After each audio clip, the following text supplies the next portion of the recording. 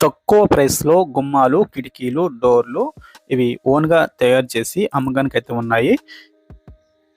ఇవి మీకు చూపిస్తూ వీటికి ఎంతెంత ప్రైస్ తీసుకుంటున్నారు, వాళ్ళు ఎంతకి ఇస్తున్నారు ఇవన్నీ కూడా క్లియర్‌గా ఎక్స్‌ప్లెయిన్ చేస్తాను. వీడియో పూర్తి వరకు చూడండి.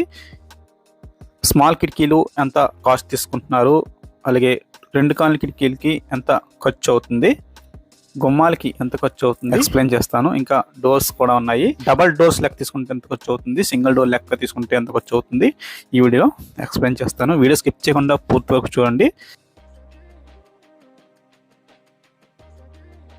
ఫ్రెండ్స్, ముందుగా డోర్స్ చూడండి. ఇవన్నీ కూడా వేపకారతో తయారు చేయబడిన డోర్స్ అండి. ఇవి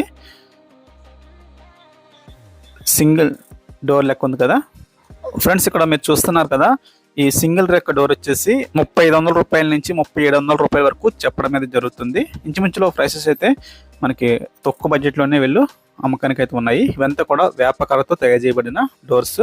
ఒకవేళ మనం డబల్ రెక్క డోర్ తీసుకున్నా కానీ సేమ్ అమౌంట్ అయితే తీసుకోవడమే జరుగుతుంది.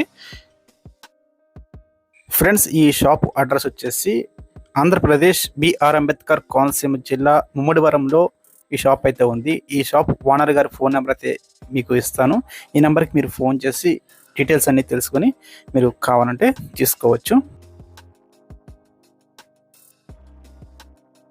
నెక్స్ట్, ఇక్కడ డబల్ కాన్ సంబంధించిన విండోస్ ఉన్నాయి కదా కిటికీలు.